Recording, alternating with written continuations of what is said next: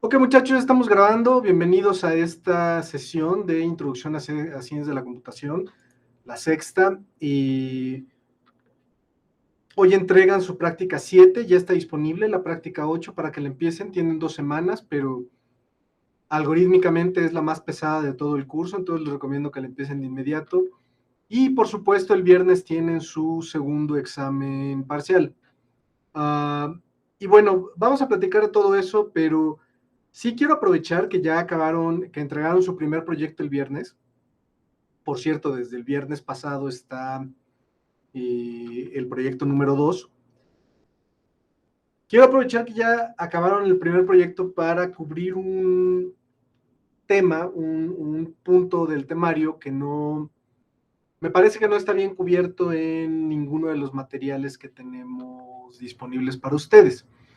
Y que además intuitivamente debería de quedarles clara su importancia justamente después de haber hecho el primer proyecto, donde se basaron en la base de datos que estamos haciendo en el curso para ustedes hacer su propia base de datos. Y bueno, el concepto es posiblemente, no me queda claro qué tanto, pero posiblemente de los más importantes de la teoría de orientación a objetos, y que es fundamental, que es el principio de sustitución de Liskov, que bueno, formalmente lo que dice es que si una propiedad es demostrable para un subtipo,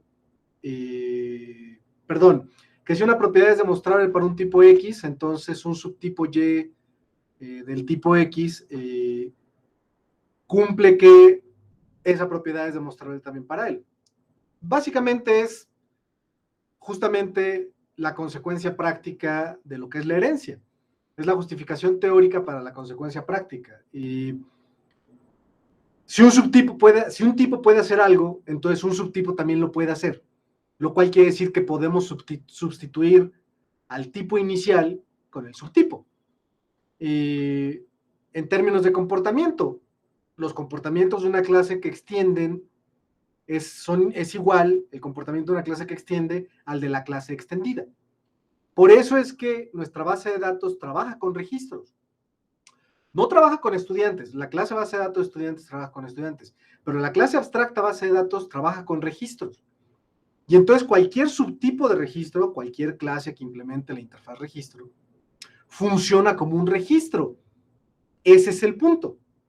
Puedo sustituir a los registros con cualquier subtipo de registro y todo sigue funcionando. Y entonces, si entendieron esto bien, el primer proyecto debió resultar facilísimo, porque entonces solo tenían que implementar unas cuantas cosas. Justamente, bueno, tenían que implementar su registro y tenían que hacer su clase de base de datos, videojuego, película o como se llamara, pero era trivial porque era un constructor y un método. El método crea registro. Y ya con eso todo seguía funcionando. Entonces, el principio de sustitución de Liskov, llamado por Bárbara Liskov, que es la que lo enunció en los 70s, y que es de las cosas fundamentales de orientación a objetos, de herencia además de orientación a objetos, que es lo que distingue fundamentalmente a la orientación a objetos a otros modelos de programación, otros paradigmas de programación, justamente nos permite revolucionar la industria. Lo que más nos importa como programadores prácticos es trabajar lo menos posible. Y eso incluye el tener que programar las cosas el menor número de veces que sea posible, de preferencia solo una vez. Con el principio de sustitución de Liskov, si logramos abstraer todo lo abstraíble, entonces lo podemos implementar en una clase abstracta y entonces solo tener que implementar de nuevo lo que no es abstraíble. De nuevo, regresando al ejemplo de la base de datos, ¿qué no podemos hacer en las bases de datos, la clase abstracta? No podemos crear registros porque justamente no sabemos de qué tipo van a ser nuestros registros. Las bases de datos tienen que funcionar con cualquier tipo de registros. Bueno, eso entonces lo delegamos a las clases concretas y entonces queda en un único método abstracto que es básicamente lo único que tienen que implementar en sus bases de datos concretas. ¿Ok? La fortaleza de esto es enorme. Hay mucha gente que no le gusta la herencia en la industria y de hecho más o menos ha caído de moda en los últimos años porque sí es un poco más complejo. Estar siguiendo justamente de dónde viene el código ya no es nada más de dónde está definido, sino qué clase extendió al que definió ese código. Esa clase también tiene ese comportamiento. Entonces, a alguna gente le confunde esto. A mí me parece absurdo. La industria ha abrazado la orientación a objetos, sin duda alguna nos ha hecho la vida mucho más fácil, exceptuando a la gente que no le entiende, justamente. Pero no, para mí sí la herencia es fundamental y utilizar herencia en general nos permite ahorrarnos un montón de trabajo si se usa bien. Y a mí sí me parece muy importante que entonces entiendan la justificación teórica de la herencia, que es el principio de sustitución de Liskov. Si un tipo tiene una propiedad demostrable, entonces un subtipo de este primer tipo también tiene esa propiedad demostrable, lo cual me permite sustituir al tipo original con el subtipo, y todo debe seguir funcionando. Y lo van a utilizar toda su vida. Obviamente en Java, porque Java utiliza orientación a objetos todo el tiempo, pero también en su vida profesional. Si hacen bien las cosas, van a ver que pueden comenzar a abstraer y entonces dejar todo en un solo lugar, todo lo que es posible abstraer, y todas las cosas concretas dejarlas abajo. Y esto importa no solo porque entonces nada más tenemos que implementar una vez lo abstraíble. Si tenemos que hacer un cambio, entonces lo podemos hacer aquí arriba y el cambio se propaga a todo lo que extienda. Y nos ahorramos un montón de chamba. ¿Ok? Pero bueno, es muy importante el principio de sustitución de Liskov. Échenle un ojo. Les paso luego un par de lugares donde pueden leer al respecto. Pueden comenzar con la página de la Wikipedia y las referencias ahí, pero intuitivamente ni siquiera es muy complicado, especialmente si ya han programado utilizando herencia. Pero es fundamental para lo que hacemos y es justamente la formulación, valga la redundancia, formal de lo que es la herencia para motivos prácticos. ¿Ok? Bueno, habiendo cubierto eso, ¿dudas, muchachos? ¿O comentarios? ¿No? ¿Todo clarísimo? Después del primer proyecto, dice Pedro. ¿Qué pasó, Pedro? Espero. Mientras Pedro escribe, ¿alguien tiene alguna otra duda o comentario? Ya está la práctica 8, ¿ya la acabaron? Tiene casi 12 horas arriba, ¿cómo no la han acabado? Mi decepción es infinita y mi vida está arruinada.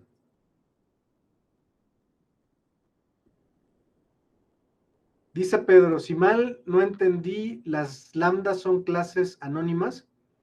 Emiliano, la práctica se hace como en 5 minutos. No, no es cierto, es un poco más tardada esta, pero ya deberían haberla empezado. Pedro, las lambdas formalmente, bueno, no formalmente, porque luego los matemáticos se emocionan cuando decimos eso. Las lambdas técnicamente son funciones anónimas. Eso es lo que son las lambdas. O sea, Alonso Church, cuando estaba haciendo el cálculo lambda, justamente, váyanse tantito al chat, por favor. Imagínense que tienen, voy a utilizar Python, pero, ok, voy a utilizar Java, porque si no luego se me confunden. Pero justamente, imagínense que tenemos este método. Lo estoy escribiendo, es un método que no regresa nada, se llama f y recibe un entero n, y vamos a decir que regresa el sucesor de n, regresa n más 1, ¿sale? Pues imagínense que estuviera prohibido invocar f de 5, que eso no se pudiera hacer, que el lenguaje no lo permitiera, que la única manera de poder utilizar el método n es definir una variable n, inicializarla con 5, y entonces esa variable que fuera la que pudiéramos invocar con el método f.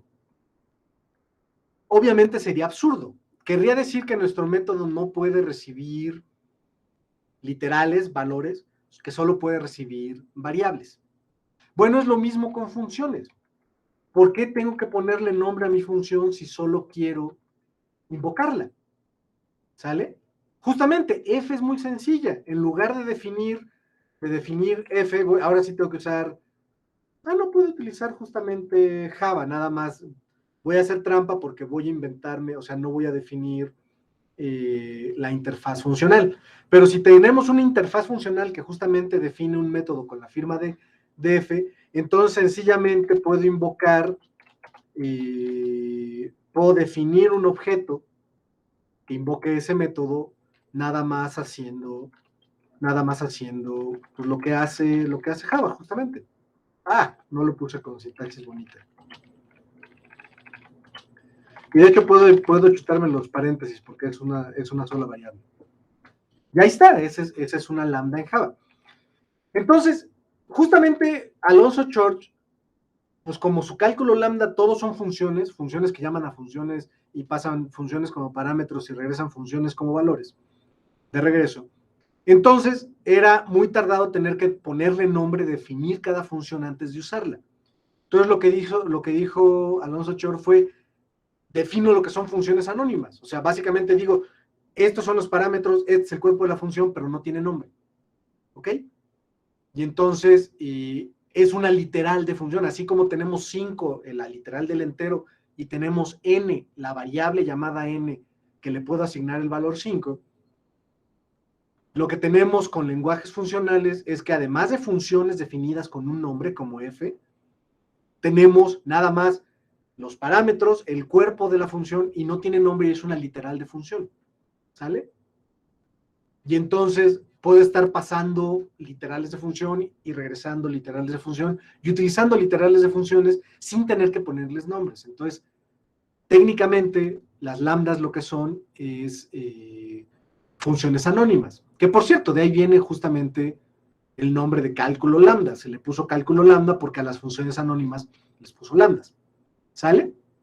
Entonces, las lambdas son bastante útiles. En todos los lenguajes de programación funcionales, que muchos de ellos, bueno, si no es que casi todos, de alguna manera están basados en el cálculo lambda de Alonso Church, todos ofrecen lambdas, todos ofrecen funciones anónimas.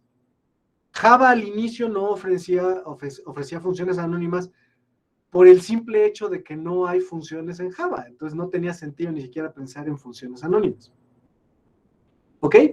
Pero entonces salió a inicios del siglo XXI Microsoft con su chiste de C Sharp. Y C Sharp se parece mucho a Java, aunque también se parece mucho a C++. De hecho, se parece más a C++ que a Java. Y C Sharp introdujo el concepto de lambdas, pero son más bien una mentira. Ahorita vemos por qué.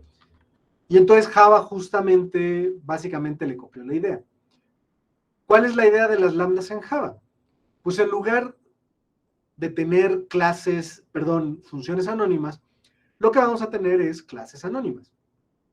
Ya hemos visto clases internas en el curso, las hemos usado desde la práctica 2 con la clase nodo dentro de la clase lista. Bueno, ahora vamos a tener clases internas anónimas, clases que no tienen nombre. De nuevo, regrésense al chat. Bueno, no, ni siquiera se los escribo. El ejemplo lo pueden ver en el libro, en el capítulo de lambdas, en mi libro de estructuras de datos. Pero justamente el punto es, lo que vamos a tener son interfaces funcionales. Las interfaces funcionales son interfaces, como las hemos visto hasta ahora, pero a las cuales solo les falta un método por implementar. ¿Ok? Tienen un método que no tiene implementación. No sé si ya se los habíamos dicho, pero cuando yo era estudiante, las interfaces en Java, todos los métodos no tenían implementación. Pero a partir de Java 9, me parece, las interfaces en Java pueden tener, los métodos, pueden tener implementación por omisión. Es una cosa muy restrictiva. En general, esta implementación por omisión obviamente no puede utilizar estado, porque las interfaces no tienen estado, y no pueden utilizar un montón de cosas, pero pueden tener una implementación por omisión. Bueno, una interfaz funcional es una interfaz donde exactamente un método de la interfaz no tiene implementación. O sea, puede tener uno o más métodos la interfaz, pero al menos, uno de ellos no debe tener implementación. Si tiene Si todos están implementados, entonces ya no es interfaz funcional. Y si tiene más de uno que no está implementado, tampoco es interfaz funcional. Exactamente un método no debe tener implementación. En particular, la interfaz que nada más tiene un método sin implementar es una interfaz funcional. Además, se les puede poner la notación functional interface para que quede claro que es interfaz funcional. Y si usamos esa notación y no cumplimos esta regla de que exactamente un método no tiene implementación, entonces esa interfaz, el compilador se va a quejar, no nos va a dejar compilarla. ¿Ok?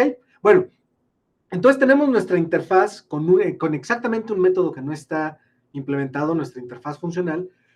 Digamos que se llama X y que el método justamente, no importa cómo se llame el método, nada más lo que importa es qué parámetros tiene. Vamos a suponer que es justamente como el método f que ahorita escribí, que recibe un entero n. Entonces, voy a definir la interfaz rápidamente aquí en el chat. Les digo que se llama X y define un método f que no tiene implementación para que justamente sea funcional. Y le voy a poner la anotación para que quede claro que sí es interfaz funcional. Entonces ahí está nuestra interfaz X, que es funcional y tiene un único método f. Bueno, si quisiéramos implementar X, podemos declarar una clase que diga que implementa X y que define el método f. Pero también lo que podemos hacer es hacer esto que ahorita les estoy poniendo. Y que de hecho es lo que hacíamos antes de tener lambdas en Java, pues justamente para emular lambdas. Denme un segundo que estoy programando en tiempo real. Entonces voy a utilizar el mismo método que teníamos antes, que nada más regresa. Todo este tiempo estaba mal ese método f, puse que era void y regresa n más 1. Dejen ahorita, corrijo todo eso. Échenle un ojo cómo está justamente esa clase anónima que acabo de definir en el chat. Es una clase anónima que implementa la interfaz X. Ya corregí F, la primera que había puesto.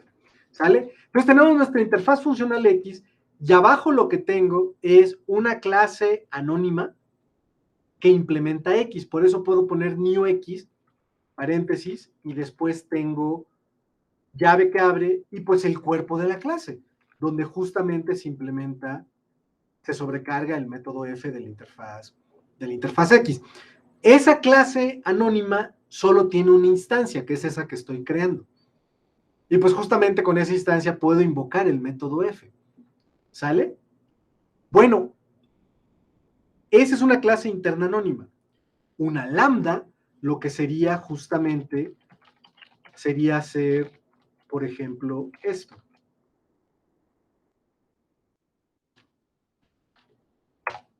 Ok, se me olvidó poner.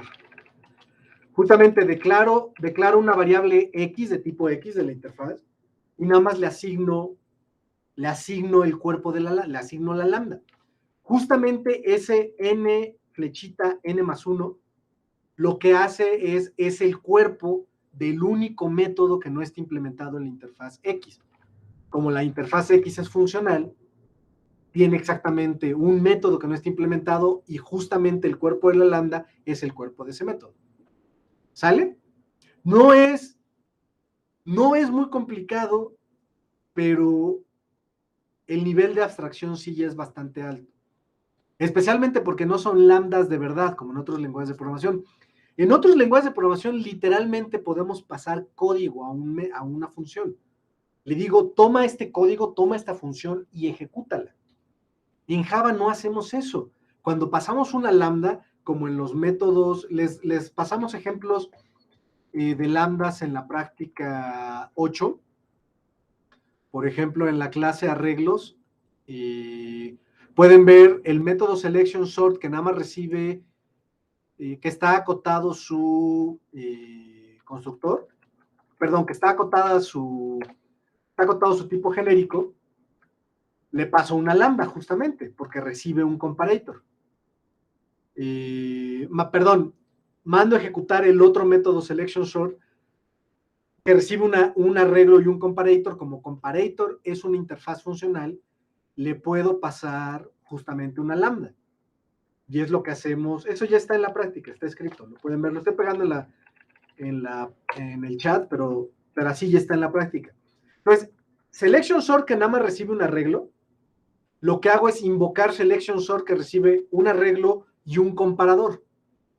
Comparator es una interfaz funcional. Entonces, para instanciar el comparador, lo único que hago es crear un objeto de una clase que implementa comparator, pero que no tiene nombre. Sale la clase, es una clase interna anónima. Entonces, no estoy pasando código, no le estoy pasando código a selection sort, no le estoy pasando código para que sepa cómo comparar. Le estoy pasando un objeto que tiene comportamiento para comparar. ¿Sale? Esa es la diferencia entre las lambdas de verdad y las lambdas de Java, que sigo pasando referencias a objetos, como siempre. ¿Ok? Conceptualmente no es trivial. Tampoco es que sea terriblemente complicado, pero sí tienen que entender básicamente todo lo anterior del curso. ¿Qué son clases? ¿Qué son referencias? ¿Qué son objetos? ¿Qué son métodos? ¿Qué son propiedades? ¿Qué es herencia? ¿Qué es una interfaz? ¿Qué es etcétera, etcétera? Acceso, etcétera, etcétera. Si entienden todo eso, entonces no debería ser terriblemente complicado. Pero de cualquier forma no es trivial. ¿Sale? Y comenzamos a usar lambdas. Bueno, ya no se puede programar en Java moderno sin utilizar lambdas, pero además no habría razón para no usarlas. Están súper chidas. La gente de lenguajes funcionales se quejan porque no son lambdas de verdad, pero no importa, en la práctica funcionan igual de bien. Hay unos detalles ahí con el alcance de las variables locales y cosas así, pero en general funcionan muy, muy bien. ¿Ok? ¿Dudas de esto, muchachos? ¿No? ¿Todo clarísimo? Ya, le podemos parar aquí, ya no tiene nada que decir. ¿Qué pasó, Emiliano?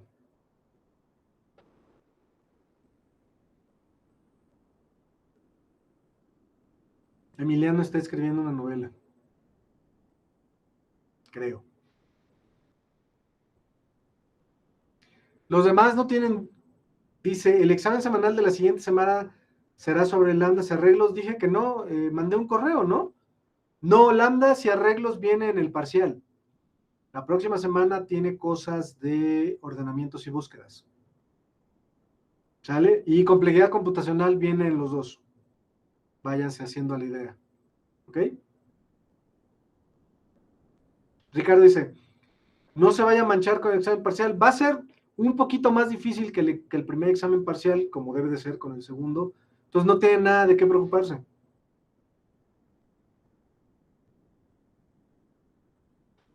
¿Sale? ¿Alguna otra duda, muchachos, del proyecto? ¿Quién ya acabó el proyecto? Sí, el segundo, por supuesto. El primero se entregó el viernes. No entiendes bien cómo iniciarlo. Yo les recomendaría que iniciaran justamente con una clase que se llame Proyecto 2, que esté en su paquete Proyecto 2, debajo de ICC, que tenga su main y que vayan viendo cómo recibir los parámetros por la línea de comandos, vayan investigando cómo se lee de la entrada estándar y vayan viendo cómo leer línea por línea un archivo en Java, ya sea que lo lean de la entrada estándar o que lo lean de archivos de la línea de comandos. ¿Sale? Vayan viendo con eso y ya después que tengan su práctica de ordenamientos, ya podrán ordenar el archivo por líneas. Dice Ricardo, tenemos que diseñar todos nosotros, ¿verdad? Sí. Pista, si su proyecto tiene una clase proyecto 2, o sea, a lo mejor pasan, y a lo mejor incluso pasan con una calificación relativamente buena, pero es un pésimo proyecto, o sea, olvídense de cualquier tipo de puntos extras. Si ponen todo en una clase, entonces no están diseñando nada. ¿Sale? diseñen bien su proyecto. ¿Qué clases pueden utilizar?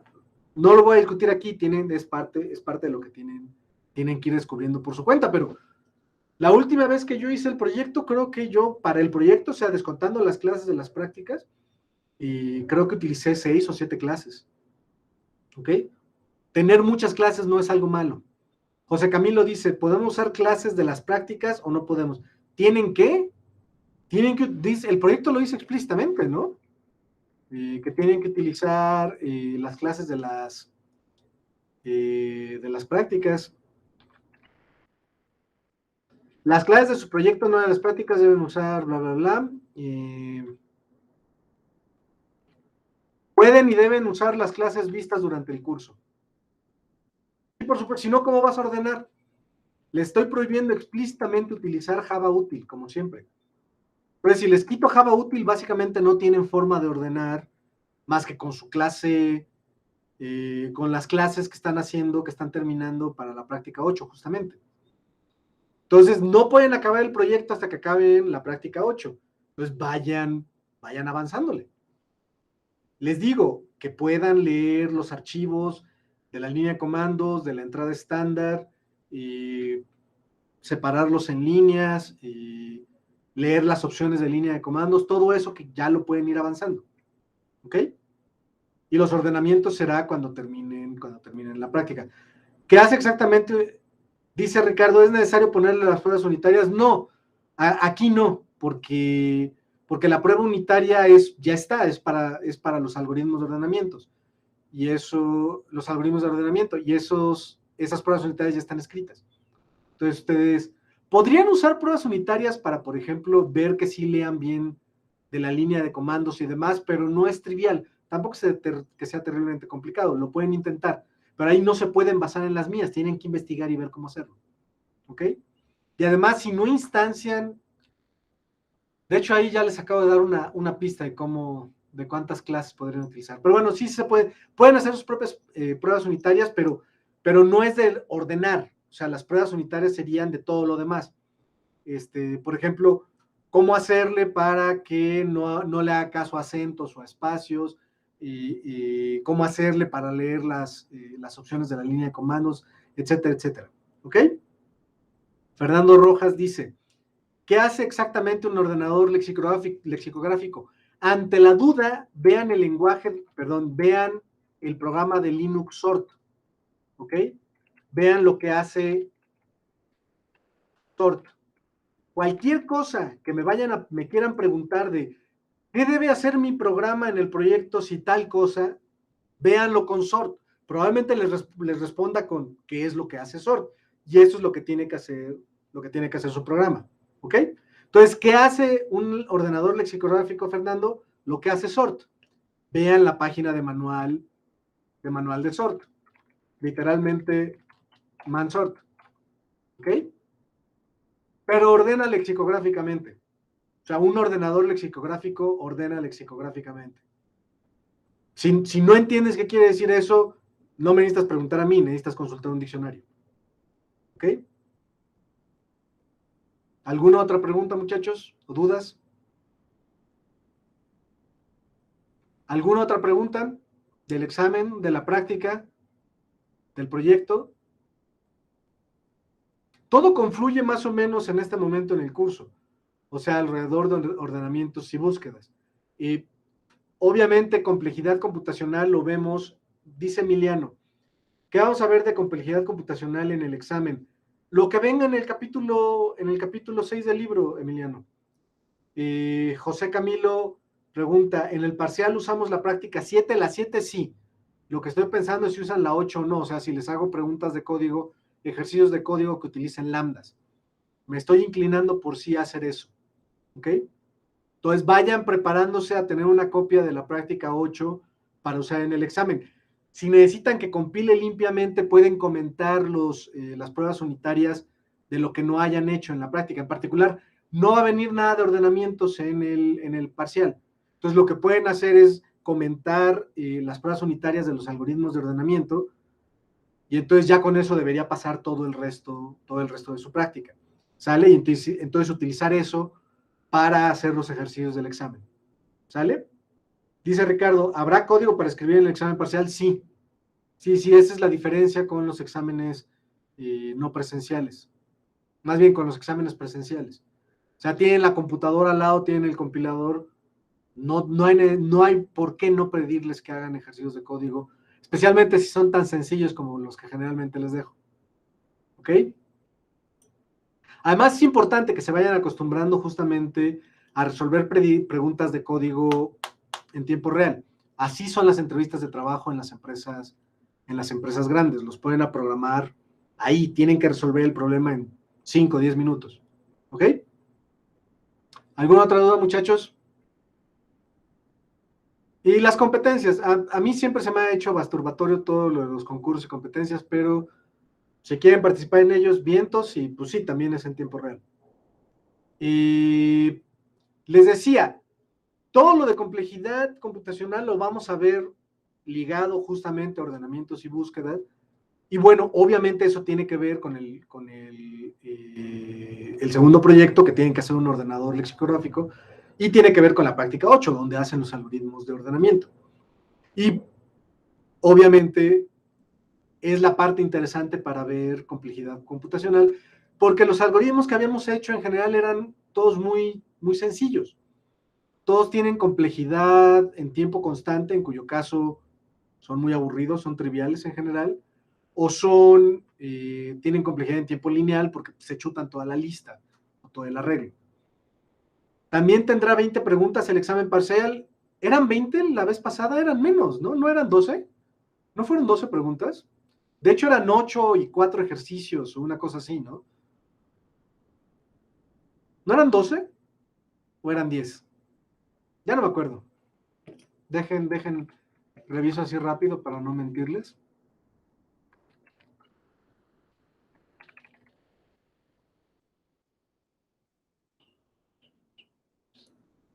Mientras tanto, ninguna duda de nada, todo está clarísimo, todo el mundo vamos a sacar 10 en el examen, en el proyecto, en el parcial y en todo lo demás.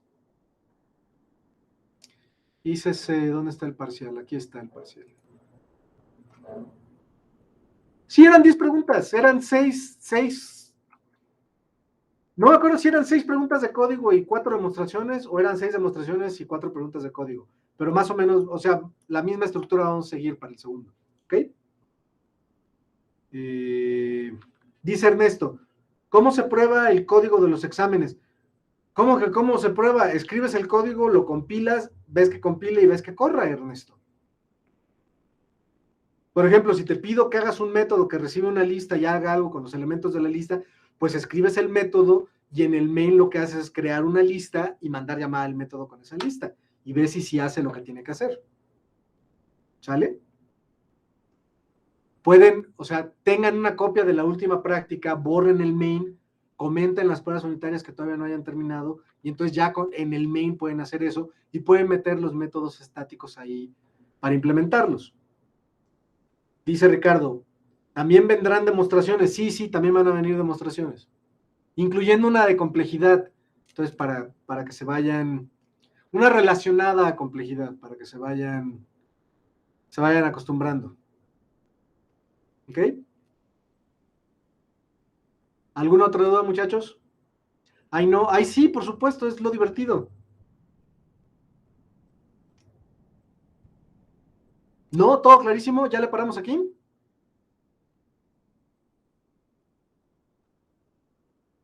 Bueno, pues entonces, si nadie más tiene alguna otra duda o un comentario, pero ustedes no lo van a calificar. No, pues no, pero sí me calificaron en su momento. Yo estuve en sus zapatos. O sea, no lo estoy sometiendo a nada que no me hayan sometido a mí. Ya la discusión de si es humanitario hacer eso con los estudiantes es otra cosa, pero no estoy haciendo nada que no hayan hecho mis profesores en algún momento conmigo. Entonces, yo hubiera pasado conmigo, supongo, o sea, supongo que sí, ¿no? El código lo escribí yo en general. ¿Cuánto saqué en ICC? Por supuesto saqué 10 en ICC. No manchen. Por supuesto que saqué 10 en ICC.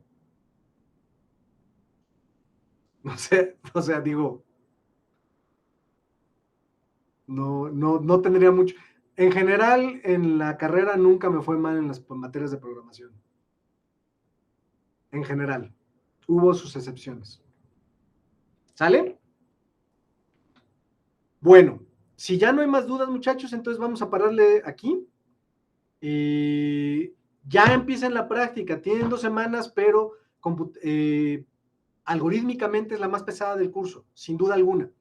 Entonces, los algoritmos vienen casi con pelos y señales en el libro de estructuras de datos.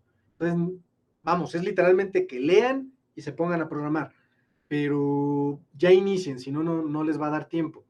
No se esperen a empezar el segundo proyecto a terminar la práctica. O sea, en el momento en que se atoren un poquito con la práctica, cambien al proyecto y eso les sirve para destrabarse la cabeza.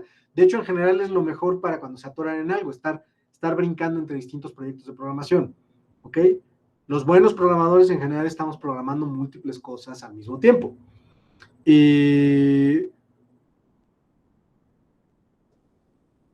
Proyecto, práctica. Ah, sí, el parcial. Y pónganse para estudiar por el parcial.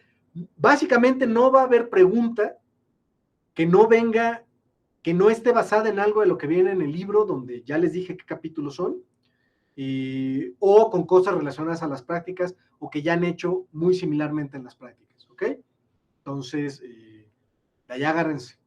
¿Sale? Bueno, si ya no hay más dudas, entonces, muchachos, vamos a pararle aquí.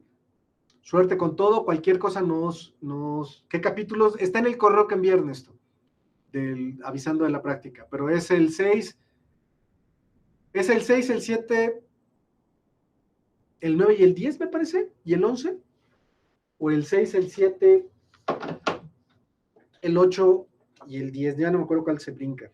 Porque además ese que se brinca es el de listas, que también ya lo cubrieron, digo, lo pueden volver a leer si lo extrañan. Sí es el 6, el 7, el 9, el 10 y el 11, pero 10 y 11 es para ordenamientos y búsquedas, y eso para exámenes hasta la próxima semana. Para ahorita puede ser nada más 6, 7 y 10. No, 6 y 7. Sí, no, nada más 6 y 7.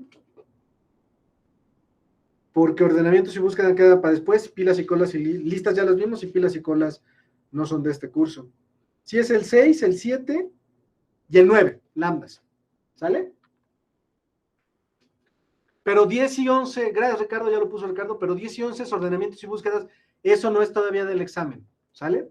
Del parcial. Pero sí va a venir en el examen de la próxima semana.